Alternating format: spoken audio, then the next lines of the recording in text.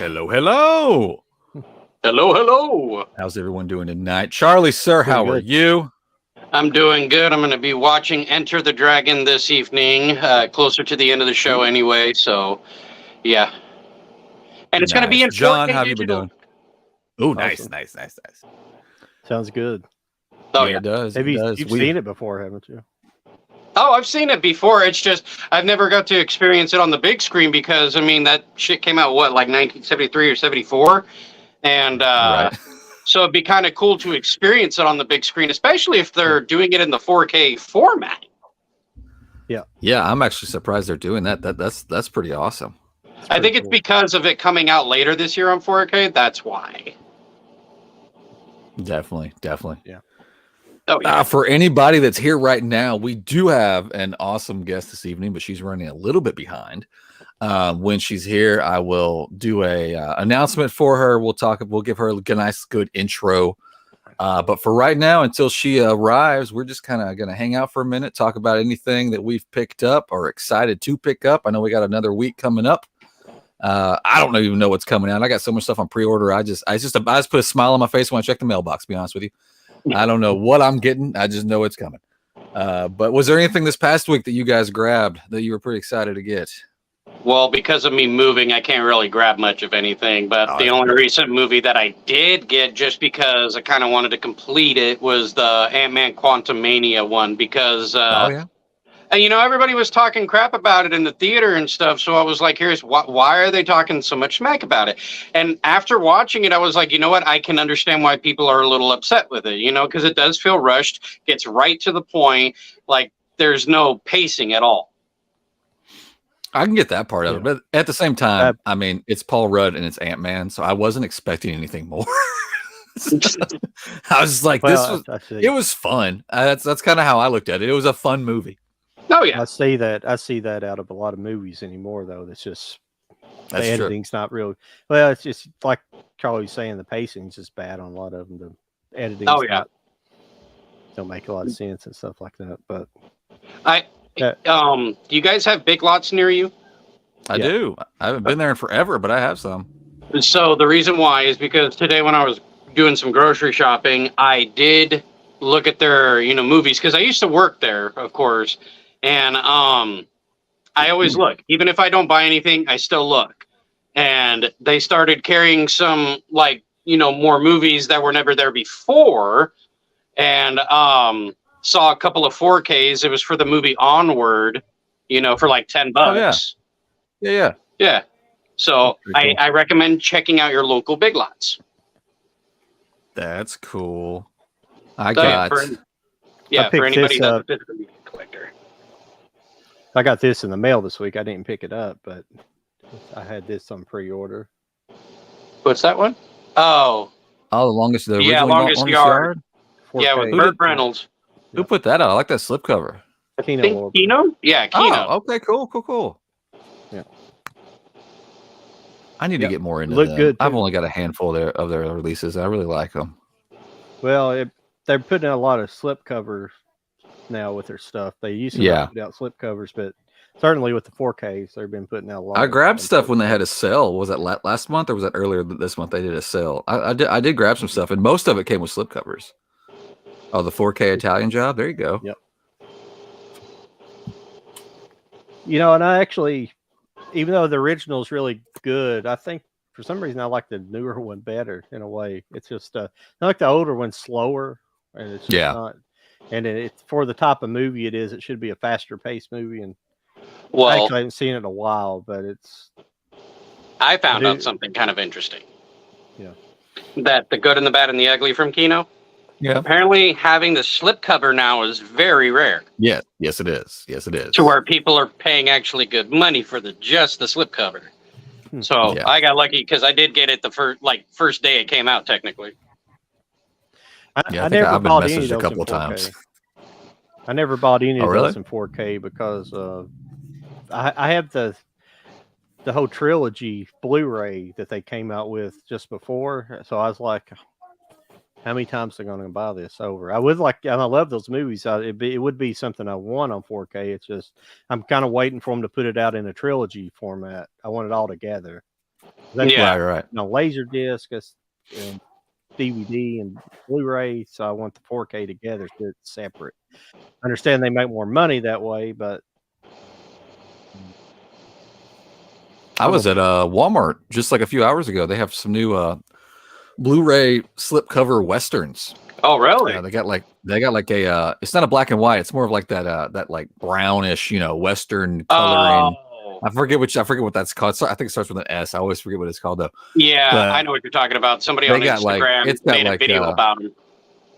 Oh, did they? Yeah, they look pretty cool. I was happy to see Young Guns in there. The Young Guns one looked awesome. I wish they would have done one for part 2. If they would have done one for part 2, I might have thought about it. But of course. I've got really nice steelbooks for both of those. But I might have thought about picking up the slipcover because the artwork on the part 1 looked awesome. Oh yeah, definitely. Yeah, I finally got. I know you guys probably aren't into media books as much as I am. I shouldn't be, but I am. But Wicked Vision is a Germany company, and they did some back in the day, and I was able to grab a few, but they just did a newer edition for the Monster Squad. Oh, nice! I freaking love that cover. That's cool. It came with it came with so much crap. It's just ridiculous. It came with I got freaking coasters. Look at that. The original. Nice. And then a coaster with that artwork on it. From the cover, but I mean, look at the stack of freaking cards and collector's shit it came with. It's absolutely ridiculous. They didn't advertise this part at all, so I don't know if they just said, "Hey, look what we found. Let's throw it in this box," or what. Basically. and I got a membership card, so I'm officially part of the Monster Squad. So nice. And you can call us now, so it's cool. She's here. So. Oh, she's here? Is she? Yeah. Oh, well. Let's do an introduction, shall we? All right. Enlarge Jody. Enlarge me. This is an awesome evening we're fixing to have. Ladies and gentlemen, collectors of all ages. This young lady coming on now, she is not only a collector, but she is trying to bring back the long-lost VHS world. Yep. She is an artist. She does amazing work. I'll just show you some right now. I picked up this from her for Halloween. Nice. She does amazing work on that. I also got one that I haven't even opened yet, still in the plastic, for Black Phone. Look at that artwork. That is her artwork there. She does. These look so good. And one of my prized possessions, you'll notice this hole in my collection right here. That's because I have to make room for the Caped Crusader Collector's Edition. Right. This thing, when I saw her put this up on her page and advertising it, I was watching her site, her store, like a hawk, because that is absolutely beautiful. That is cool. That is cool. And tonight, for everyone in the chat, please comment any questions or anything, but also if you would like to be entered in tonight's giveaway, yes, I will be giving away her The Batman VHS. Look at that artwork. I love that artwork so much. So glossy. It's so glossy, and I will be I'll be sliding this into a Malco protector, so you will get it protected. Yep. And it's a beautiful thing. Oh yes. But so this evening, if you haven't guessed already, I'm sure if you've seen that artwork, you know exactly who we're talking about. Let's bring her in. Let's welcome her. Please welcome Kadi Video. Yes. Yeah, there she is. There she is. Thank you so much. How are you doing this evening? I am doing well. You're doing well? Yes. Let me just check my audio. You sound good on mine. Yeah. Okay, good. I just want to make sure. Your background, I'm going to be hypnotized by it. So if you're talking and I'm just staring at you, just beware. I'm staring at your background, just so you know. Same here. That's okay. I sometimes awesome. stare at it too. So you have to. You have very to. 80s. I like it. Oh, I love the 80s. I love it. I love it. And I'll say it again in case anybody missed. Anybody in the chat, if you just want to chime in, if you want to be entered in that giveaway, just say enter me in the giveaway. At some point toward the end of the show, we will be doing what we like to call a wheel of death. We'll put everybody's name on a wheel. We'll spin it. And as your name pops up, you get kicked off. So don't get excited until you get down to the last name. And there's our winner. So it's going to be fun. I'd like to start this evening off with a question that I have. And sorry to assume, but I'm guessing you're in probably like your early to mid 20s. So as an old man, I'm just wondering. Yeah.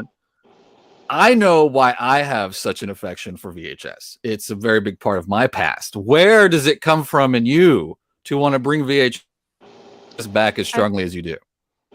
So I have to say first off that I am very flattered that you think I am in my early 20s. Well, he said mid 20s too. Or I covered all bases. I covered all bases just in case. But I'm still very flattered because that would not be true. Oh well. Well, no, you do look really young though. Thank you.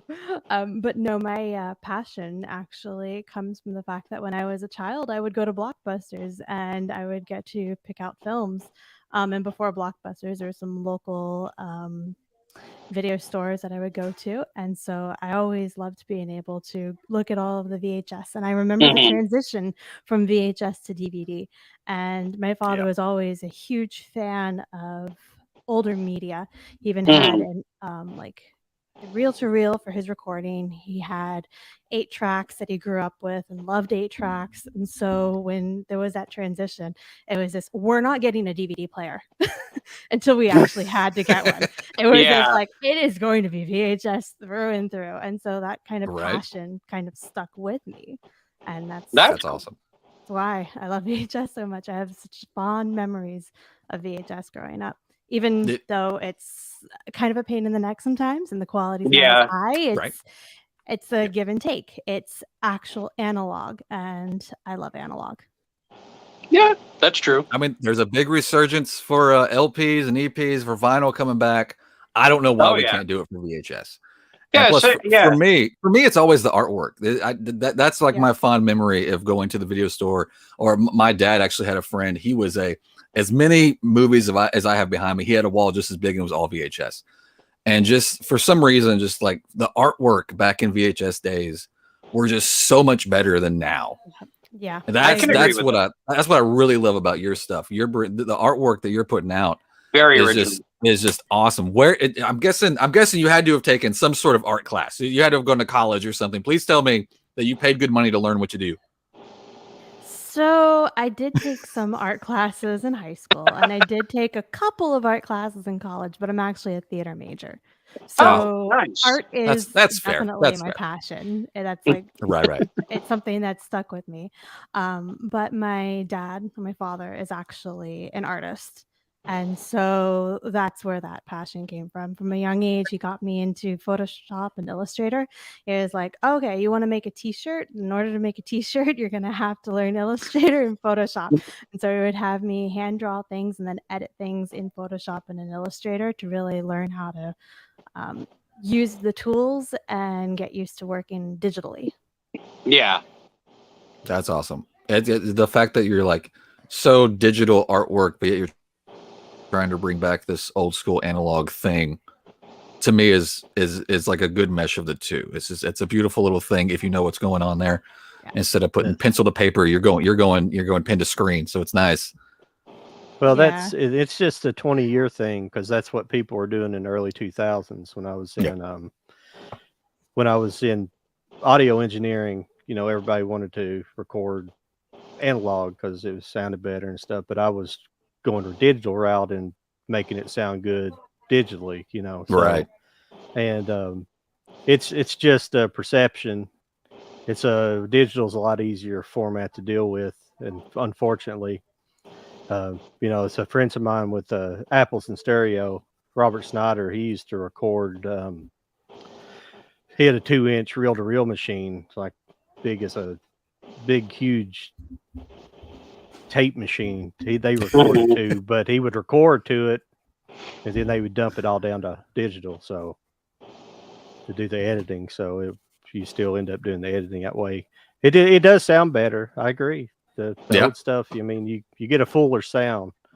I'll be honest. I mean, I miss VHSs because there was just something about that type of format that just, when you held it in your hand, it felt good to hold it in your hand. Yeah. Especially around like the holidays, Christmas and all, like even your birthday. If you knew the size of that VHS, you knew what it was too, and you got super excited. Yeah. You know? Yeah. I mean, the Disney ones were a dead giveaway. Oh yeah. Oh yeah. Those Disney cases used to be crazy. Oh yeah. I have a few here, so I know. Nice.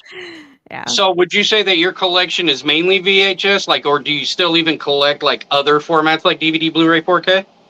I do, yeah. So I have mostly VHS here, where I like work on everything, but I also have a few select Blu-rays, 4K, and DVDs as well. Just because there are certain films that, of course, aren't available on VHS, and I also do have an appreciation for these other formats too. And I don't want to see Blu-ray or 4K die either, because of course, yeah. Yeah, that's cool. I have some of those too. I know you've taken your artwork to clothing, and you've taken it to book jackets, which I thought was awesome. That Harry Potter book set looks amazing, and I will get out of you before this is over if you're going to release a Harry Potter VHS box set, much like this Cape Crusader, because I will be first in line, just so you know. But anyway, have you thought about doing like your style for just regular 4K Blu-ray, just snap cases for people to jump on, or even do slip covers for them? So I have thought about it. I've kind of shied away from it just because it's not as fun to make them. Right. One of the things with the VHS is that I love folding everything, getting it to fit. I love the creative process that goes with that. And with a DVD or Blu-ray, it's you just create a slip and then you stick it in there and that's it. Right. And one of the reasons that I love making the book jackets is, again, it's books are, they're as analog as you can get it. You can get an ebook, but it's I feel like we need to answer somebody's, like, because he's saying that he's 32 and he grew up in the 90s with VHS, and how he sees someone younger, even though you just said you're flattered, but you're not that young. She's not going to give it away. Don't even just stop pushing it, Charlie. She's not going to give it away. If you I'm just wondering if she's maybe his age. If you don't mind, can you close. I'll just say that. I mean, I'm within a 10-year range of that. Sorry, John, go ahead. Do you mind to turn up your volume a little bit? You're a little bit low. The mic volume just a little bit? Yeah, hers is a little low. Yeah. Yeah, let me just either your gain or your fader up a little. Let me see. Is it working now? A little bit louder? Yeah, it's better. Sounds a little bit better on my end, yeah. Okay, cool. Sounded fine on my end. Awesome. But yeah, I remember back in the day. That's why I brought that up. No, you're fine. Yeah, back in the day when I like I said, my dad's buddy, he had so many VHS. I'm guessing he just knew somebody that owned a video store, because I remember trying to find a certain movie on VHS, and I went to a video store to be like, "Can I just buy this?" And they're like, "Sure." So I got excited, and I was like, "I just need one copy." And they're like, "That'd be like $97." I'm like, "What? Who? What?" And so that part really shied me away until you started to see more VHS. I was always surprised at how long it took to get a movie for home purchase on the VHS. Yeah. I had one buddy that had a dad in the VHS game, and I used to be able to get stuff from him because he was ordering dozens at a time. So I could be like, I'll slip you $30 and you can just give me one. But yeah, no, I mean, when Jurassic Park came out originally, I shit you not, it felt like it took a year to even get a VHS release at all. So I was like, when it finally came out, got super excited, of course. But back then, I think, it took longer for stuff to come out compared to now. Yeah, the process of putting everything onto VHS was a lot more complicated. Oh, yeah, definitely. I was going to say, as far as your process go, how, just to dive into the business in a little bit, and I don't know a better way to ask this, so I apologize if it seems. How are you getting away with this? Like, seriously. Well, like I know you've shared. I forget what it was, but I know you've shared some things where you're like, okay, I can't. I've been told to not do this, but I'm guessing that there are nice legal ways around things, and that's great. If you don't want to share all the insider secrets, I completely understand. But like, I mean, just no, Jody wants the business for himself. Pure curiosity. How do I do this? No, but I mean, to be quite frank, it's not a easy territory to go into, and so it's really just a matter of trying to find companies and little small studios now that would be interested. So it got to a point where I got so big that it's like, well, this is not what I never thought I would get this big. And so with getting that big, that's when you kind of start crossing into the legal territory. But that also means that it's given me some opportunities to try and find some smaller studios and some smaller directors and things to work with. And so that's now what I'm trying to kind of work towards. But yeah. Yeah, what would be cool though, because looking at your artwork, if I were to see, your artwork being shared through boutique labels, I could see like, the whole Shout Factory, Scream Factory, and Arrow, like some type of partnership. If they were to go back into VHS, that'd be pretty cool. Yeah. I mean, I would love that. Arrow would be pretty awesome. I think Arrow would be more accepting, if anything. Probably. Because Coraline, that was a cool cover. It was a cool cover. That was freaking awesome. And that question may have been premature because I do want to know, like, walk me through how you started this whole thing and just how fast it grew. Everything about everything that's going on with Kadi Video. Yeah, well, I mean, I started off with just making a few covers here and there for films that I really enjoyed. So I started off with like Freaky was one of the very first ones that I released because it's just one of my favorite films. When that came out, I was just fell in love with it. And it was actually quite amazing. The writer had purchased a copy of it, and I was like, okay, this is insane. Like the first one like somebody that I put actually out likes there. Yeah. And then I just slowly put out more until I came out with Fear Street. And with Fear Street, I decided to actually start developing the style that I've been now doing with all of the pieces that I create. And that is the one that really blew up. I suddenly ended up getting all of these people who wanted a copy of it, and I wasn't able to fulfill any sort of demand for that, even though I was trying. And from there, things just steadily increased until I was able to actually afford to try and to make other box sets that weren't just like the wood box sets like I'd done previously, but that's like Twilight. I was able to find places where I can get my idea made and manufactured without having to work directly with chipboard and trying to get materials from Home Depot to fold that, cut that, glue that, get it printed. It's a process. So well, you have an avid customer out of Jody, that's for sure. I'm telling you, like listen, if we could take just like 5 minutes to talk about this thing. This was insane. Like I saw you advertise this and I got super excited. I had previously purchased the Batman, hence the reason why it's our giveaway tonight. But and I knew I wanted that Joker in there. But then when you started sharing this, I had to have this. So I'm guessing this is one of those things that you found a company to, like, you just gave your artwork and they made you the slip, or did you hand make all of this?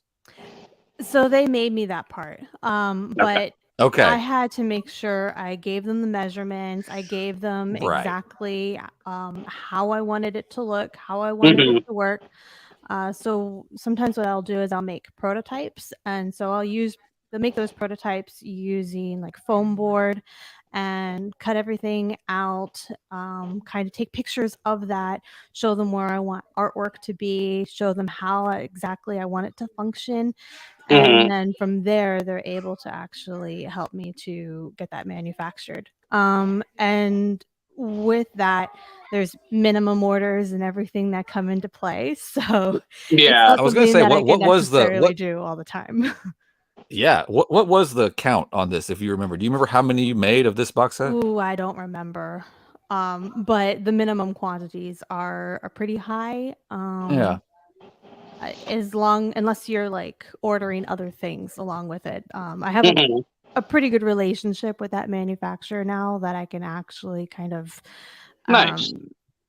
even things out a little bit so that the minimum quantity for one item isn't going to be as high, as long as, there's enough minimum quantity of another item, for example. Like you can actually do like limited editions of your own merch in a sense.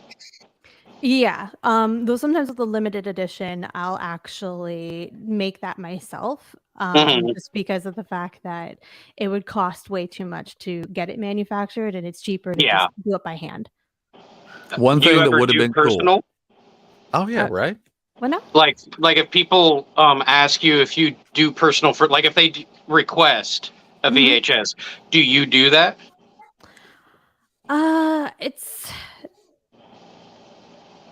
I usually try to do that for directors. More so than just for personal requests. Just because with personal requests, sometimes it could be a film that if it got out that I made a cover for it, they would not be too happy about it. So I do have to be a little bit careful. You probably just take those. You probably just take those personal requests, make a list, and if you get a certain title requested so many times, that's when you might look into, okay, should I put this out? That makes sense. And make it available on the store for all. Yeah. Unless it's, of course, a company that I know is not going to be too pleased. Right. No, no. Sorry, I can't.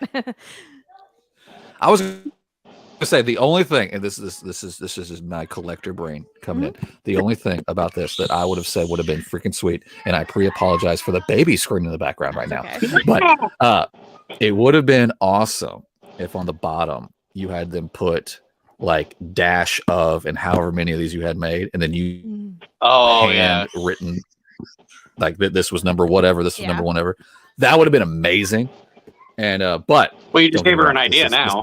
I hope I gave you an idea, because I'm still wanting the Harry Potter box set. But so I've actually thought of doing a one of for certain things, just because of the fact that I have been wanting to do more limited edition, especially knowing that there are certain box set titles that I know are not going to be as popular just solely because of the price. Like, for example, the Harry Potter. The only reason that there isn't a box set right now is because I know, and I know that there's only going to be a certain amount of people who are going to actually want to buy the full box set. Because I have gotten comments before saying, I think you may be surprised. I think you might be surprised. And honestly, if I might suggest, I maybe even do like a I don't know if you would call it a pre-order, but if you would be interested in this, let's make a list of people and see how many you get. And if that number is good enough to put that in pressing, I think you'd be surprised, even at that price tag, honestly. Oh yeah. Because you're paying for the people that know. There's going to be people that just don't understand. Yeah. But for the people that know how much work and time goes into this, they're going to want that in their collection. I've got people, I'm a group buy host, and I sell things for premium labels. You'd be surprised how much people pay for things that they know are a limited quantity. I'm a witness.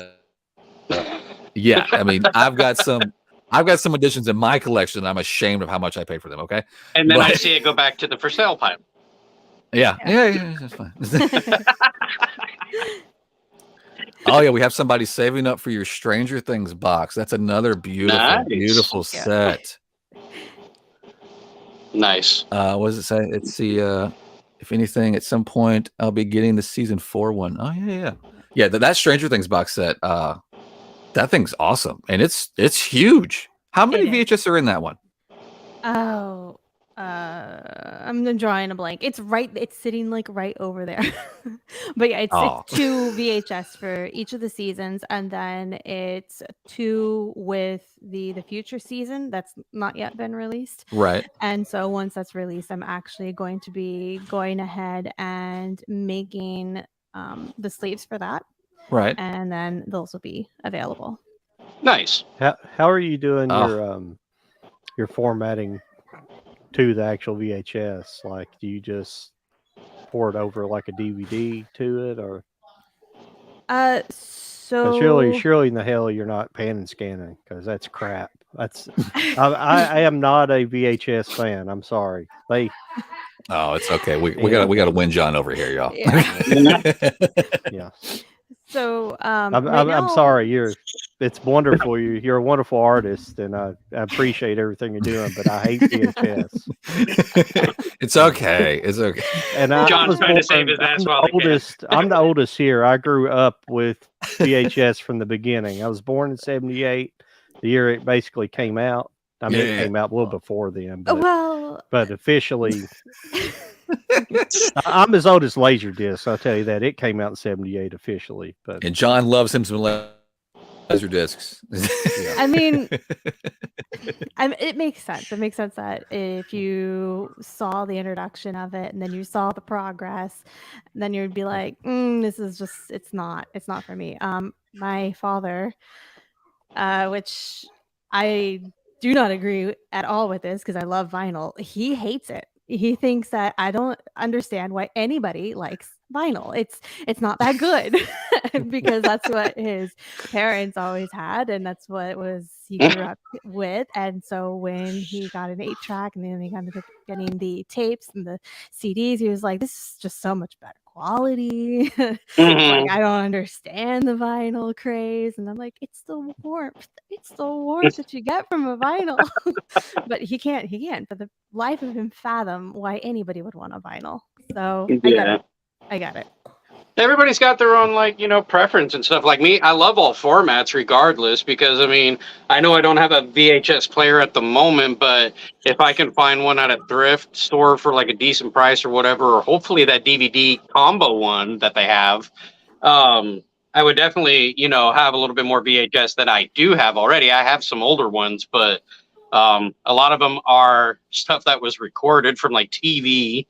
And some are regular VHS movies like King Kong Lives and then Steel Magnolias and a whole bunch of other stuff. I have some Disney stuff too. I just was able to get somebody to bring down the Stranger Things for me.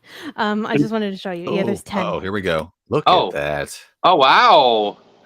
Okay, so 2, 4, 6. And I have not looked, but that would be what, the same, if not more, than a Harry Potter box set? Am I wrong there? I have 31 tapes. I can't get enough. That one's more? Yeah, this one's more. How much is that? How much is that on your site? Oh, I don't remember the price. You're bad on that. Is it? I'll go shopping right now. I'll bust out the phone. I'm going shopping, y'all. Hang on. Is it still up, or did it sell out? Did it sell out? Oh gosh. Probably.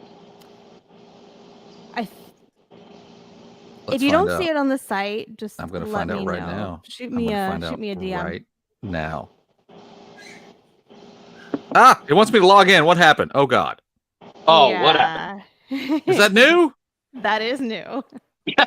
Oh no! What have you done, Katie? What have you done? You have to be a member now. Yeah. Oh, this is going to be a process. Dadgummit. All right. Anyway, well, what I'm saying is, I'm sure you've sold quite a bit of that. It's 360. You would buy. It's 360. Kim Smith said I looked not too long ago. Okay, come on. We got to get a Harry Potter thing out tomorrow. What are we doing? Well, for Harry Potter, I wanted to do something a little bit special for that. Please do. Because I didn't want to just do your average box set in the same format as. Are we talking wood? Are we talking wood? Are we thinking wood? Is that what we're doing? Or steel case? Is that what we're doing? We're thinking wood, or we're thinking steel case. Something that actually is. Are we talking about a castle? You're going to make a castle? Let's make a castle. Oh, you're gonna make a trunk? You're gonna make a she trunk? needs to make steel books for VHS. You're gonna make a Quidditch trunk. Oh, I think I might have hit the nail on the head. Yeah. Speaking of things that open like this, that John Wick thing, holy hell. That John Wick thing was did you only make 5 of those? Is that what I saw? I only made 5, yeah, and that's it. Why? Because I wanted it Were to the be suitcases expensive? They were expensive. Guys, be sure to go give it like and follow her.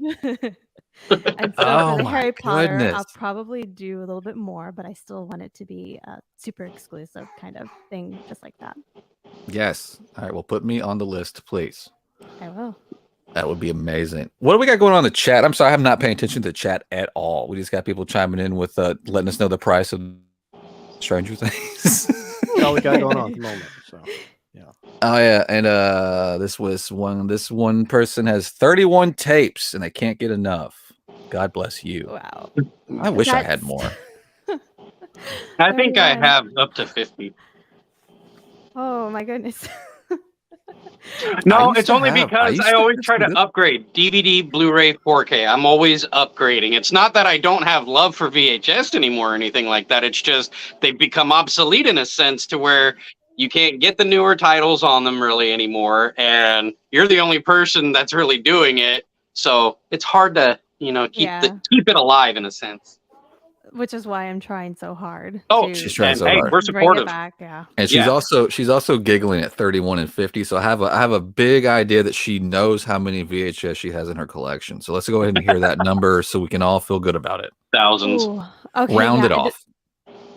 I don't know the actual number because I have the VHS that I've just selected to have here near me.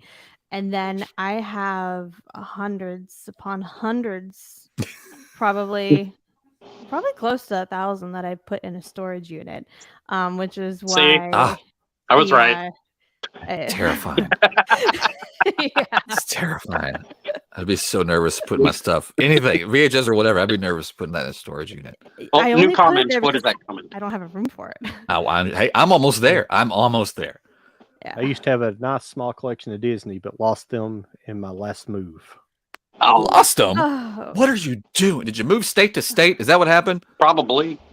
There's some moving company just laughing with a big box of VHS, hoping it was jewelry. That's probably what it was. That's probably like such rare gems to have. They're like, I'm going to make some money off of this, So, like, if you go to like a flea market, pawn shop, whatever, and you start seeing VHS, how do you remember if you own it already? I normally will go ahead and check to see if it's sealed or not, and I have accidentally bought 2 copies of things before, so that's So is all of your stuff like all your custom stuff, or is all of your stuff like a mixture of like older VHSs with, newer in a sense? Oh, when I was counting how many VHS I have, I was not counting anything that I've created. I'll just put it not that way. counting. Okay. No. I'm just counting everything that I've actually gone and purchased. Like your so what percentage? Right. What percentage roundabout is of your VHS collection is still new in the wrapper? I wish that it was higher. I really do. That's got to be hard though. That's got to be hard to stumble across. I have one I don't mind giving you. Ooh. Oh, it's still sealed, never opened. VHS. She probably already has 3 copies of it, but go ahead. Let's find out. Still Magnolias. I don't know if I have that one sealed. Well, I have it. It's wrapped in its cellophane. Oh. Okay, no. I'll have to check my collection and see if I have it sealed or not. Have you Have you ever run across any of the Burger King Teenage Mutant Ninja Turtles? Oh, familiar with those? Oh no, Because no, I don't think I have. I have one of those that I got, just one of them. I think there were 4, but I used to have one from when I got it back in the day.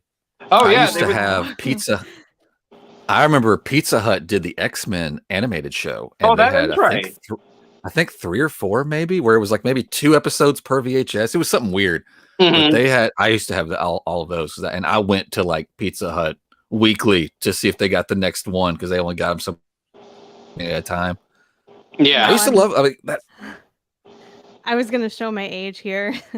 I, at one point in time, did purchase a Britney Spears In Sync VHS that was an exclusive to one of those fast food restaurants. Okay, so her birth year is going to be between 95 and 97.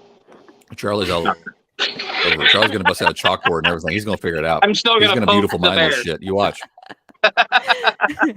Well, I mean, Britney Spears didn't get big to like 99, 2000. Yeah, 1999. I know. I'm just giving her shit. I didn't mean to start something in the beginning. I don't know why people are so obsessed with people's age, especially women's age. I mean, other people that don't want anybody to know their age, so I don't care. Yeah. Hey, I'm going to be 40 next year. I don't care. Congratulations, Charlie. Welcome to the 40 Club in advance. I'll go and let you know that right now. Well, thank you. I don't see. It's almost like she welcomed me to the 40 Club. I'm not that old. Dang, it was Charlie. The way she said that, it was like, yeah. She just closes us out right there. Bye. No, I actually have plenty of friends that already hit 40, and so that's why I'm like, yeah, nothing wrong with 40. I've got friends that are in their 40s now, so okay. Talk to us a little about this whole podcast venture that you're doing now. What's going on there? Who are you talking to? What's the podcast thing all about? So the podcast is it's pretty fun. I get to talk to different actors, screenwriters, directors. I definitely want to open it up to finding more like people that are grips, lighting. I want to really expand in some of the technical. Yeah. I've also kind of gone in the direction of interviewing some YouTubers too, just so that it kind of like expand things out.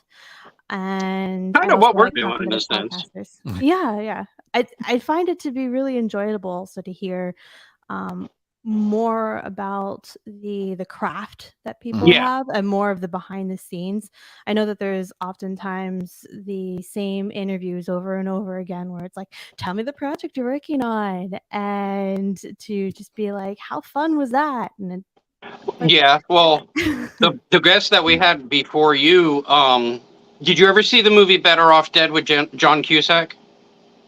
Yes, but it's been quite a while since I've seen it. Okay, if you happen to remember anything from the movie, the girl who played the French girl named Monique, her name is Diane Franklin. We had her on our show before you, and she was a blast to have on. She was really fun. She actually kept doing her French accent quite a bit through the whole stream.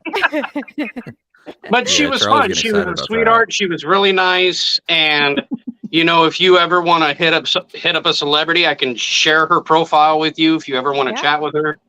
Yeah. Oh yeah, she was super fun. Speaking of Diane Franklin, I finally got into Last American Virgin. Oh, nice. MVD, and since we're talking VHS, this is the MVD VHS. Oh, nice cover.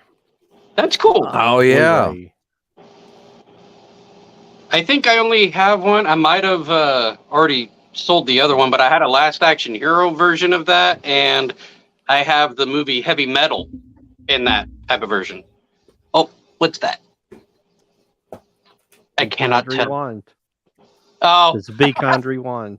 Nice. Awesome.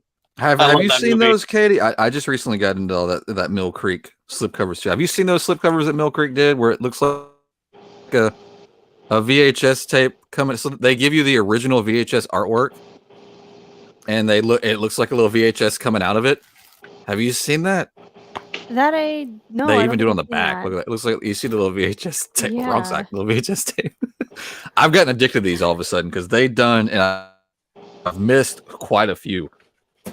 But stuff like that is just fun to me. I love that so much. If you like 80s movies, you definitely need to check out this one, because this is a heavy metal. Yes. Oh, you got the heavy metal one of that? That's awesome. Yeah, because Diane, she's very likable in other movies. In this movie, her character, you will not like her after you see it. No, just the character. The character is, yes. I would like to make a formal request for you to do Monster Squad, please. Can you hook that up? I want the Crow, damn it. I know it's already got a VHS, but I want. The Crow. The rest of this show is just us yelling at you things that we want you to do. So get ready. We're just gonna yell at you. Do this. I will say for The Crow, I've thought of actually doing a poster since I love that movie. No, it's my favorite movie. In case you haven't noticed, it's a good film. I mean, yeah, it depresses me watching it, but it's a good film. Are you aware of the reboot that's supposed to be coming out with Bill Skarsgård as the new Eric Draven? She looks aware and worried. That's what it looks like to me. It did come off that way. She went, I'm always worried.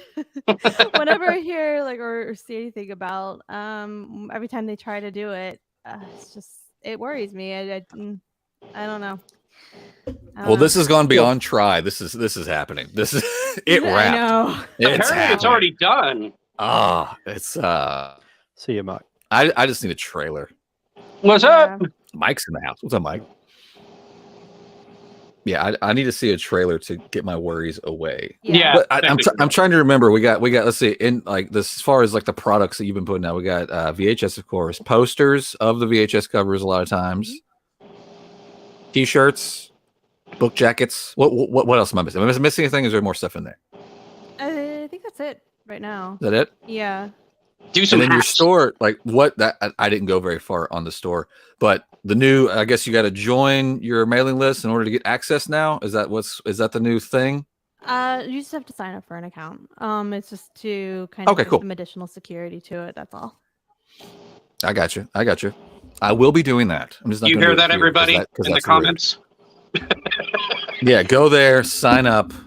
I'm guessing they'll put us on some sort of email chain too to let us know when the Harry Potter boxes come.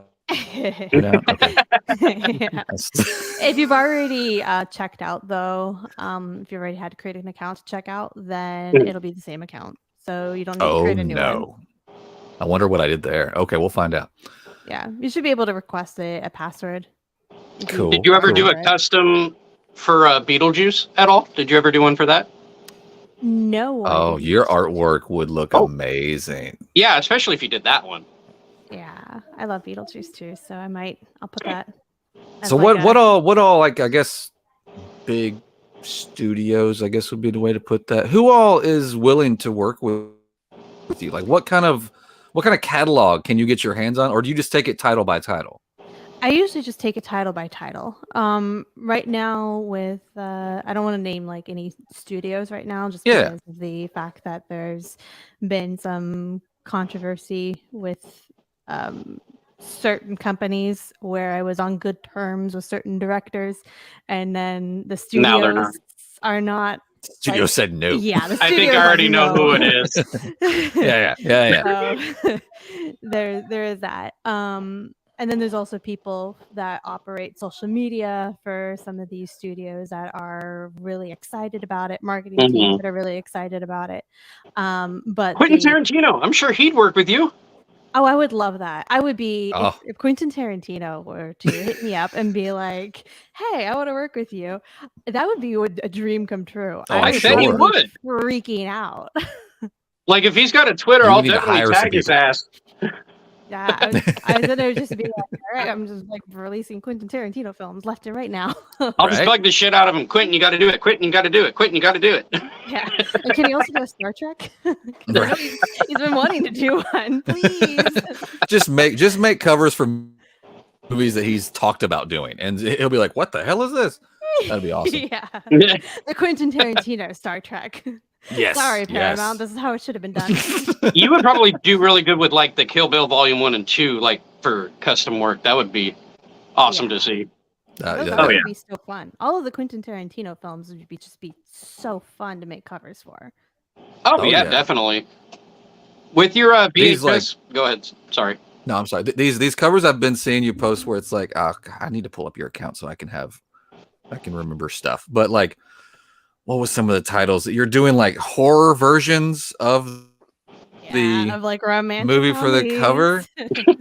Oh my god, those are hilarious. So I love rom-coms, and then you combine horror and rom-com, and so you kind of get this like satirical view of romance. And so I'm just warm bodies. Yeah. Have you done one for Mrs. Doubtfire? Because I don't know, somebody made a trailer for Mrs. Doubtfire that makes it a horror movie, and it's the greatest thing I've ever seen in my life. I never saw that, but that sounds cool. You need to go as soon as this is over. Everybody watching, hop on YouTube. It's clacking just horror Mrs. Doubtfire. It is the greatest trailer, and it's scary as hell. I might have seen it.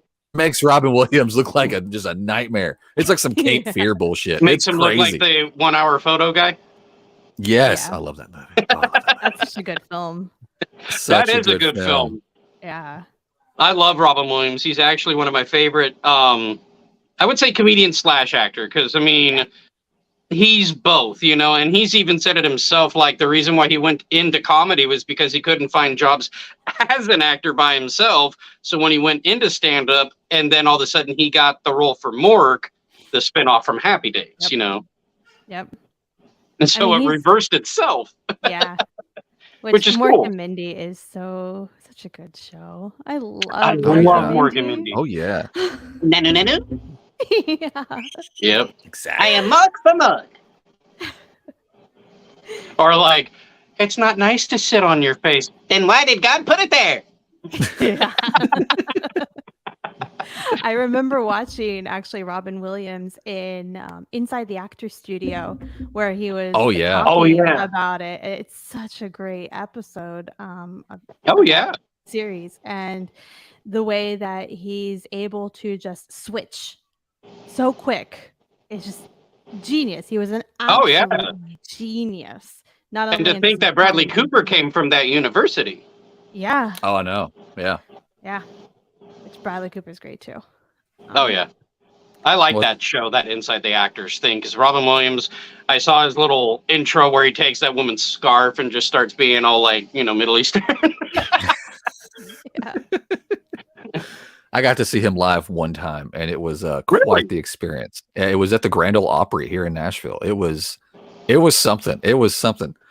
I remember like the whole time there was like this giant beach ball kind of like being thrown around in the audience. It eventually made its way up on stage, and he kind of ignored it. But he was like, okay, I get it. He kind of kicked it off the side.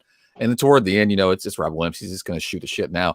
He's like, all right, let's see what this stupid shit's all about. And he gets the ball and he starts reading it. And it's just got this big long thing written on it. He starts reading it out loud, and it goes into detail about how excited this family is on being here because their mom has been battling cancer. And the more he goes, it gets just darker and sadder and darker. And finally it's over. He goes, "You sons of bitches, why did you do that?"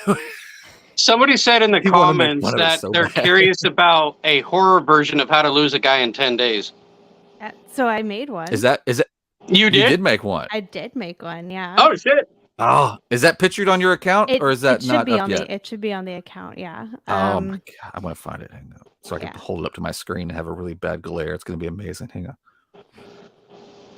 Where's that? I was gonna, before Charlie jumped in, I was gonna say, please stop subbing me. I wish that was a problem I had, but.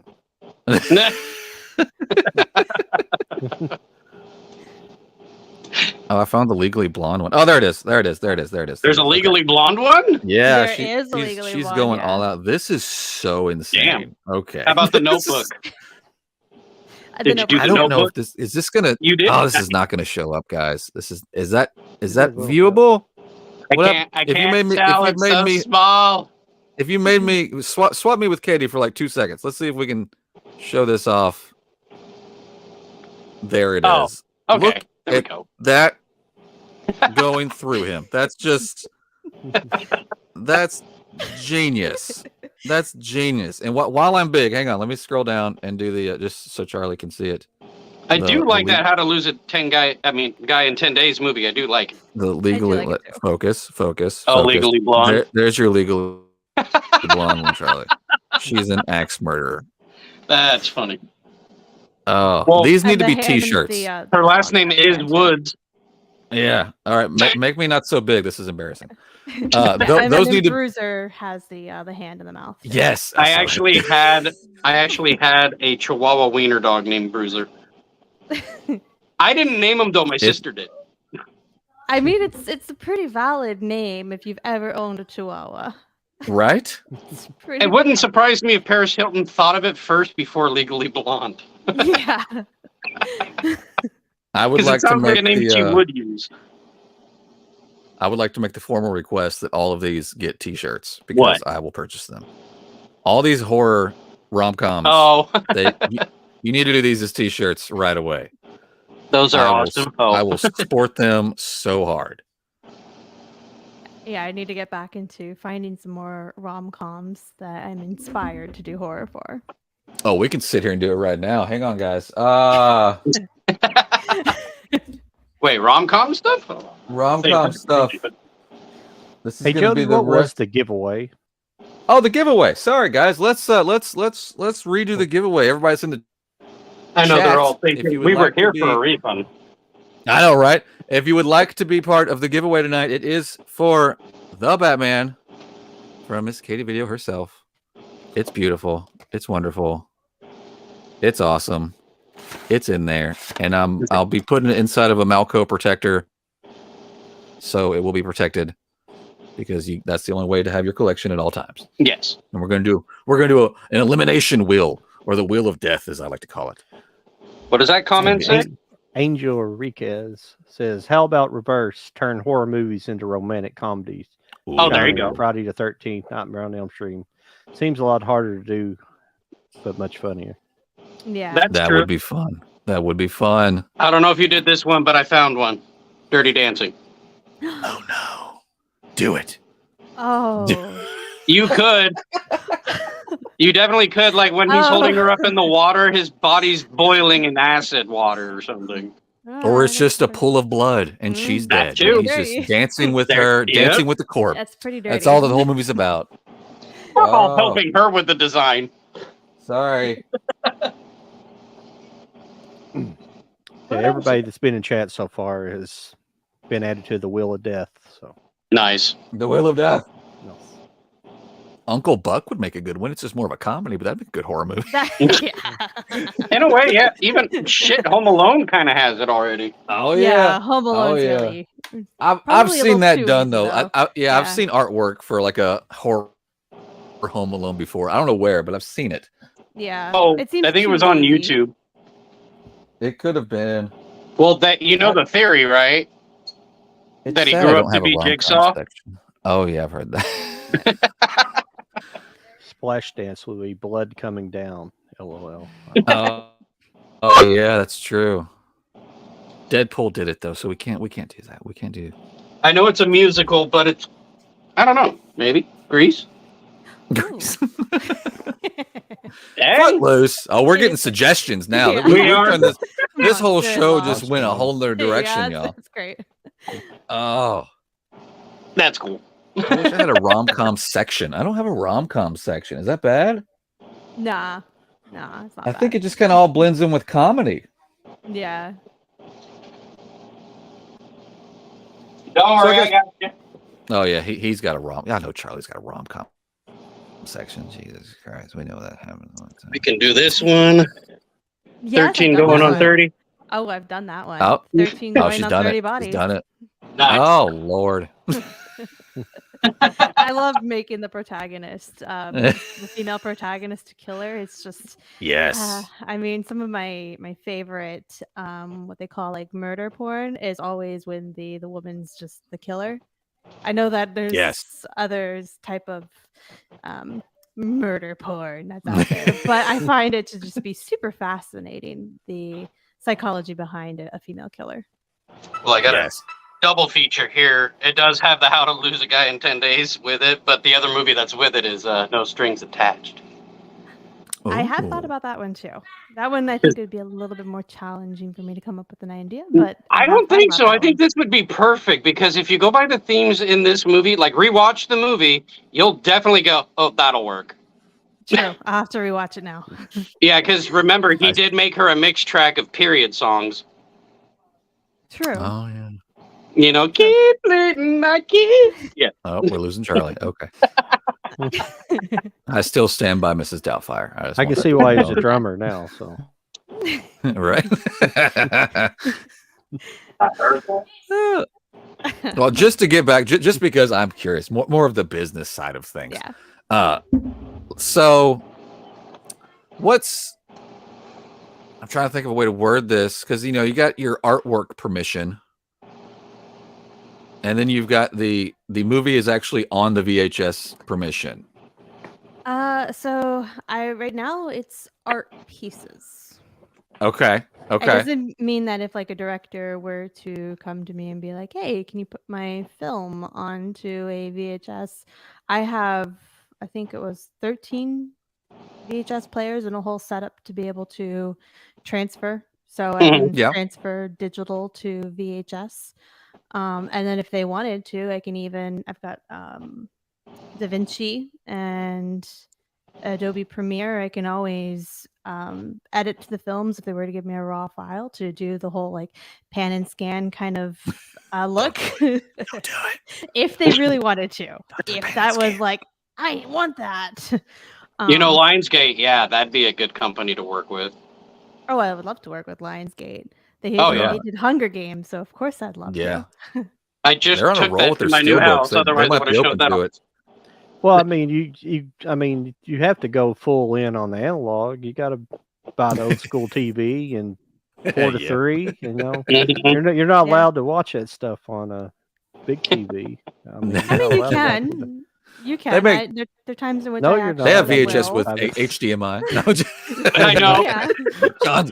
John's going to stand his ground. No, if we're doing this, we're doing it right. Exactly. The thing is that what is true is if you got the larger screen TV you have and the worse VHS is going to look. So you do have to take that into consideration when watching VHS. That's true. Go ahead. I should hook you up with Lana.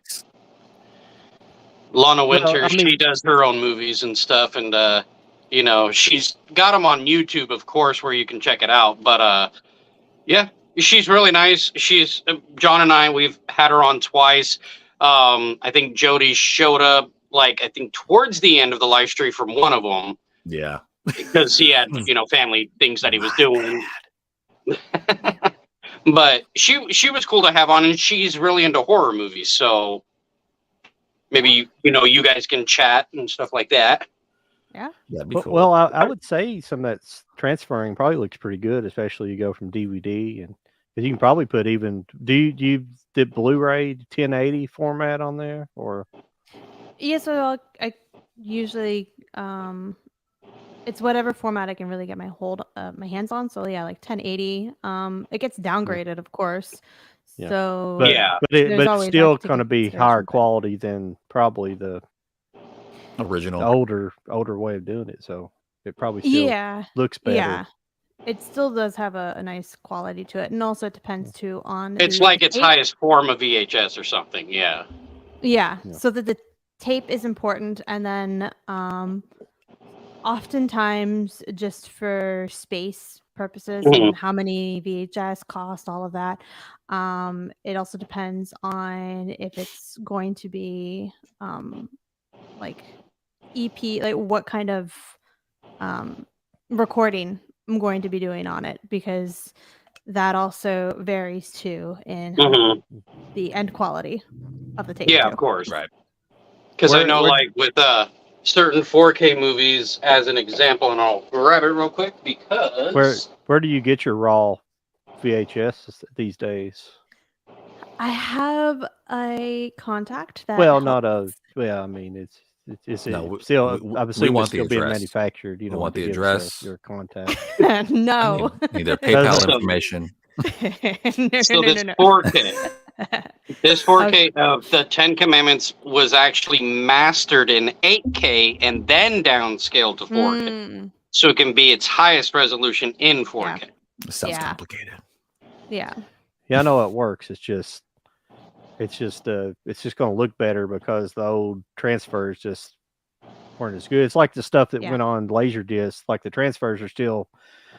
It's still rough looking. It still looks like it was transferred right from film almost. It's still got the lines and squiggles. And what I'm saying is when you're transferring like a DVD, it's probably been digitally cleaned up. So the actual finished product is going to look better than like some of the original VHSs that were put out.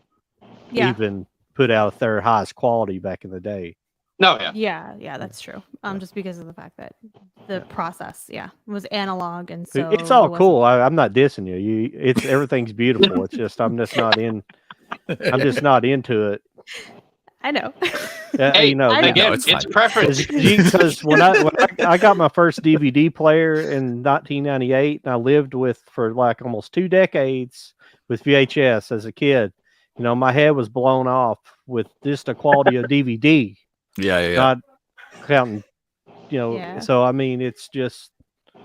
And I didn't care. I just watched movies. I wasn't a wealthy kid, so I didn't have laser discs back in the day. So I didn't even hardly know anything about laser discs as a kid. And where I live at, I mean, I didn't know anybody with laser discs. So, and laser discs aren't much better. You know, they're just like 320 or something. They're just like slightly higher quality. So they're just digital audio. They're digital audio. That's why the collectors liked it, because you could hook up a. It's funny because some Blu-rays were like that too. Yeah. But VHS got like that. They got like higher end audio kind of towards the end. They had, you know, the Dolby and stuff, hookups and things like that towards the end. So. No, I knew families like with VHS, you know, surround sound systems and big screens, and it was fun, you know, back then. Because I remember being a kid thinking like, oh, you gotta have the big screen at your home.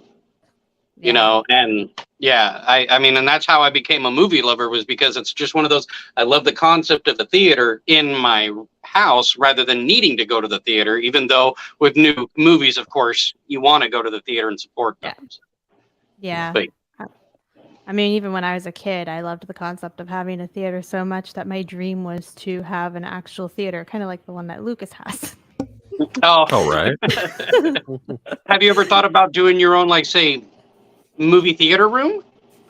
I actually kind of have one. I have like a nice big TV, and then I have some speakers in the walls to kind of give a nice surround sound. So nice. Yeah, it's kind of like that, but without the chairs.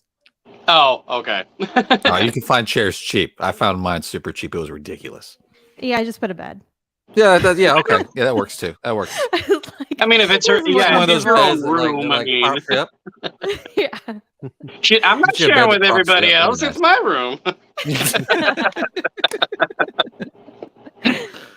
It's what I'm going to be doing soon at the new place I'm moving into. So I'm going to be having my own room where I'm going to do my videos and try to watch more movies so I can actually give some reviews out there. And because my YouTube channel has been kind of dead, not going to lie, only because it's kind of hard to make content when you're in the middle of trying to move. That's true. I've been there. I know exactly how that feels. So TikTok's been my friend. Oh, I'm sure. Yeah. I haven't ventured over there in quite some time. Are you active over there, Katie, on TikTok? I try to be, but it's a lot of work to do those TikToks. It is. Especially when taking into consideration everything else. Instagram is so much easier, and TikTok is a very different audience. You have to really be more engaging. I found that out. Yeah. Yeah. Oh yeah. It's fun. Don't get me wrong. I love it, but I kind of enjoy more scrolling through TikTok than making the TikToks. Yeah. That's kind of where when I was over there, I was making them like crazy there for a while, answering questions, which got me followers super fast. But it just becomes a lot. Yeah. Such a lot. I think it just depends, honestly. But I know that one of our, I guess you could say, mutual TikTok friends that we did have on there twice. His name is Jesse, because he had a channel called Movie Nerd 4 originally, and then somehow got banned at like 40,000. And I think someone trolled him is what happened. Oh, yeah. I hear a bunch of that, too. I'm just like, why? And then but then he started 4.0, and he got up to 4,000 pretty quick, you know. And then at that 4,000, all of a sudden, he got banned again. Mm-hmm. So he said he's not going back on there because he finds it ridiculous, and he did not do anything.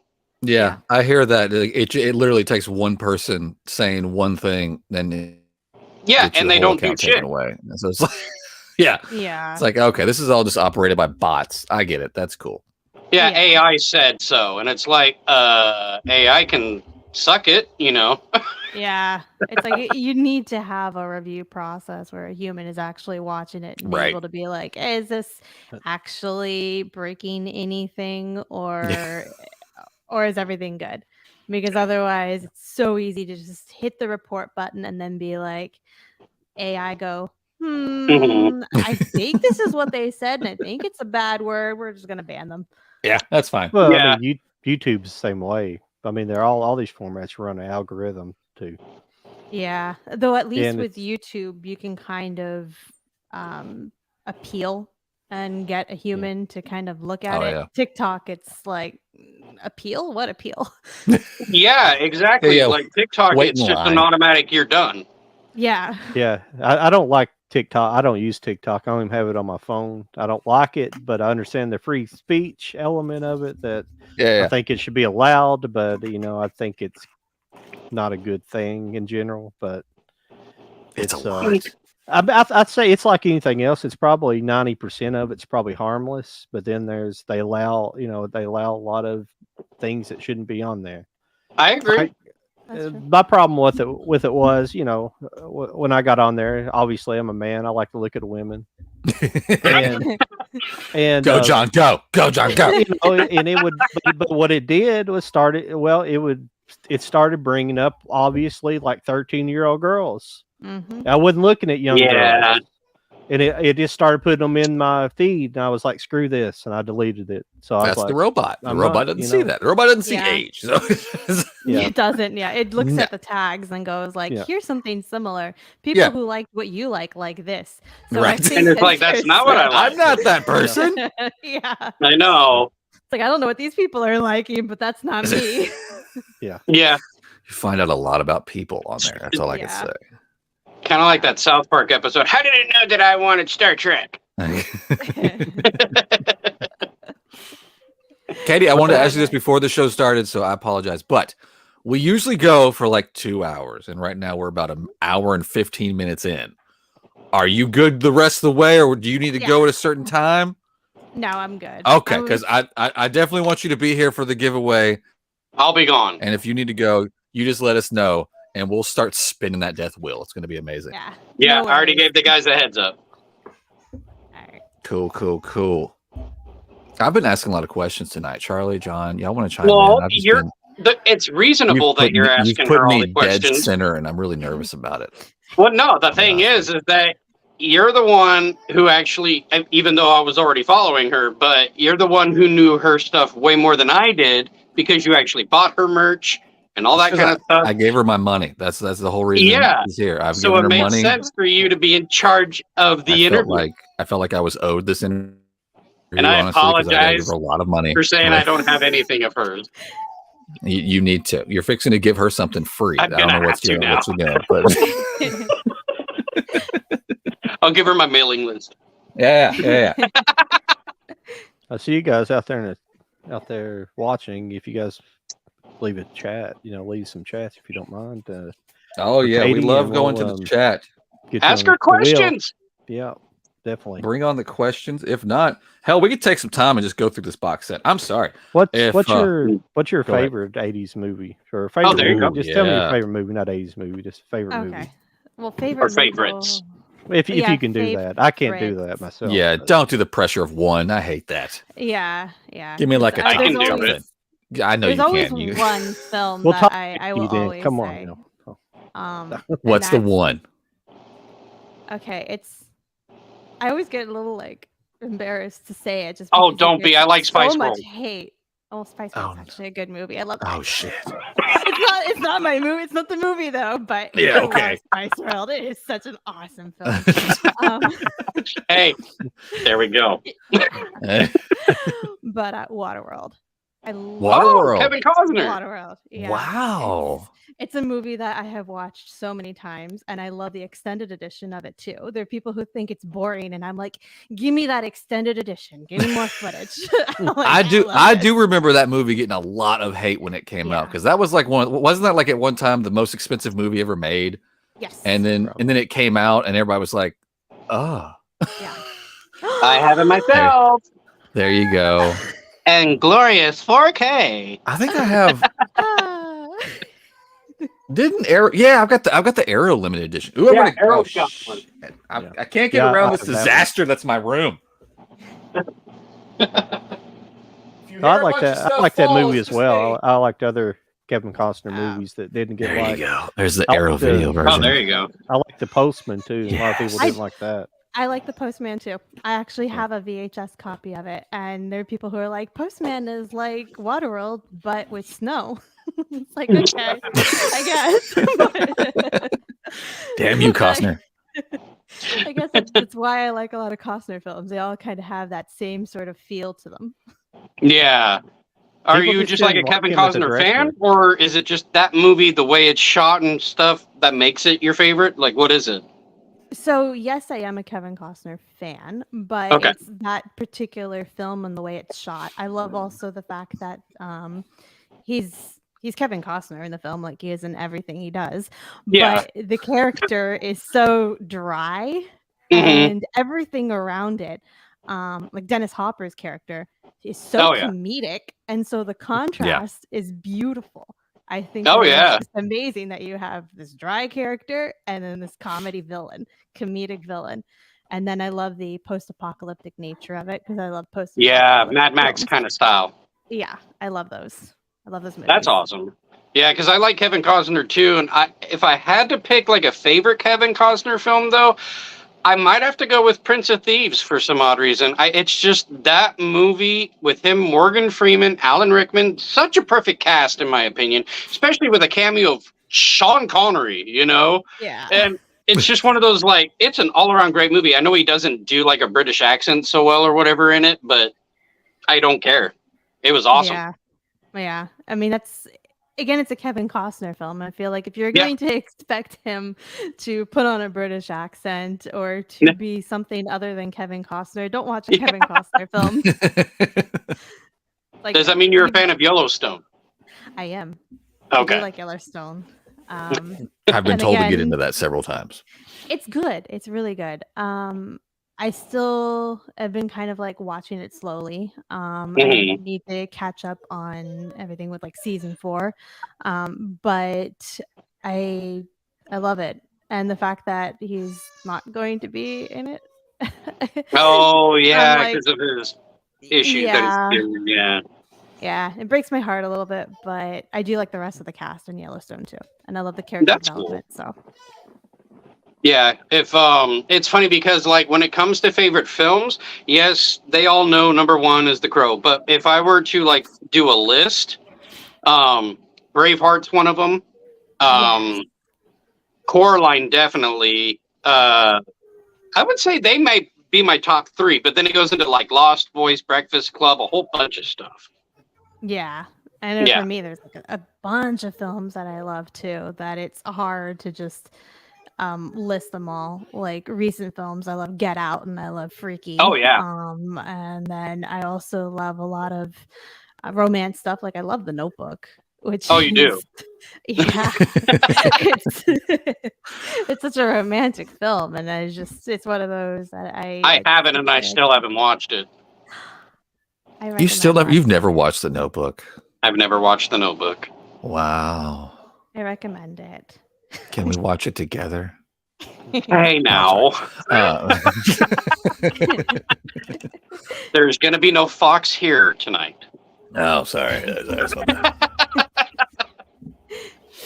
I'm sorry, but I had to, Joey. What about what's some of your top horror movies? I know you love. Oh, there you go. Oh man, I know it's hard. It's super hard. I hate these questions. Yeah, I mean, for horror, The Exorcist is probably number 1.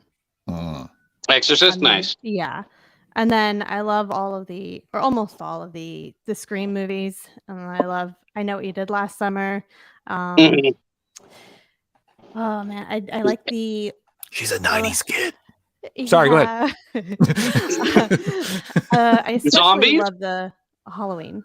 Halloween, okay. Yeah. Ooh, gosh, there's so many. Like I can't even think like all of the horror films that I like. Camp Nowhere. Yeah. The Shining. Oh, Camp Nowhere. Camp Nowhere. I love Camp Nowhere. That's a funny movie, even though yes, that could be considered a horror movie. But what was I about to say? Damn it! I had the question and now I lost it. Anyway, next. Next. It's weird that I can remember zombies. the first. Oh yeah, zombies. Yeah, because because you had asked her favorite horror movies, and I was wondering if she had like maybe zombies, like certain favorite zombie movies or something. Oh, we're getting specific as hell. Okay. Yeah. So, okay, when it comes to zombies, I have a zombie section. Is that weird? Yeah, it's not my favorite theme. Oh, okay. Theme, that's why. But that doesn't mean that there aren't films that I appreciate, like World War Z. Oh, there you go. And then I do think that when you combine zombies and comedy, it's a little bit better, like Shaun of the Dead. Oh, like Shaun of the Dead, yeah. Yeah. Or Warm Bodies, because that's technically a, comedy, but it's also a romantic comedy too. Yeah, like I can handle more of that, like zombies, Zombieland, and all those. Yeah. Like, did you ever see Return of the Living Dead? Man, gosh. Their famous zombie is named Tarman. Tarman. I guess they're not. Yeah, I don't think I actually have. I think it was one of those where I'm like, zombies. I don't know. You've probably scanned across it on TV because it used to be on TV all the time. I'm sure. Oh yeah, it was a constant. Yeah. Like, yeah.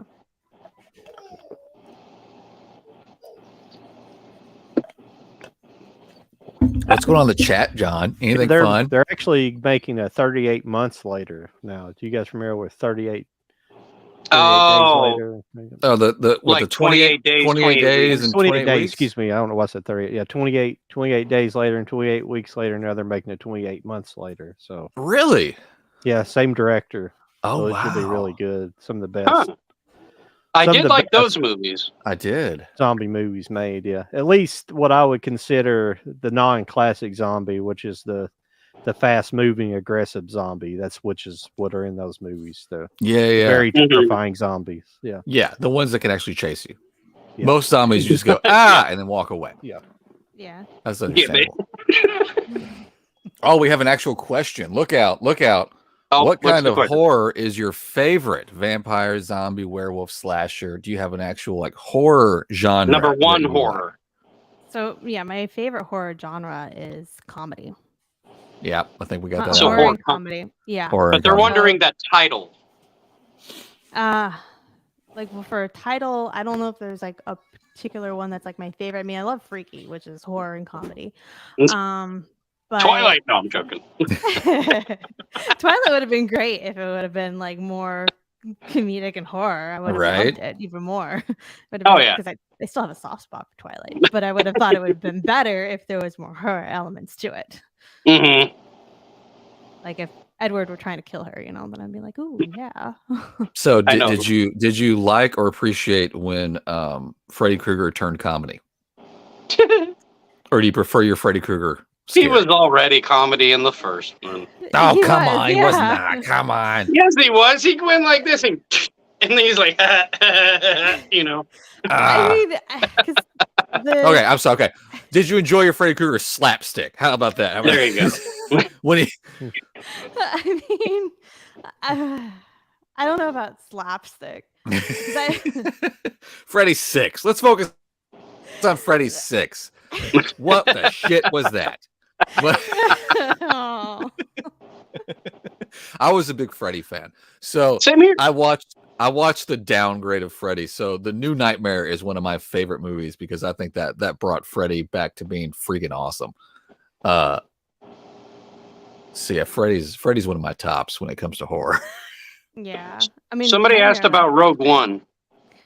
Oh yeah, you recently posted a Rogue One release. Yeah, Cliff Yates. Not sure if you're able to say, but Rogue One, you posted a playable. Rogue One, you posted. Is it playable or just an original? Art or just decoration. So everything is just art. Just art. So it's just decoration, people. You like how she rolls her eyes like that? Everybody, let's. I know she's like, I hate saying it like that. It's just art.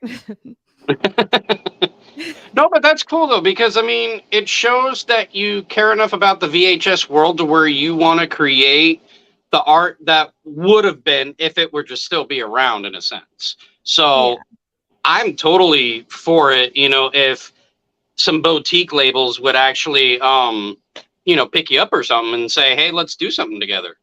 Yeah. Because there is a guy that I know that does custom work for MVD.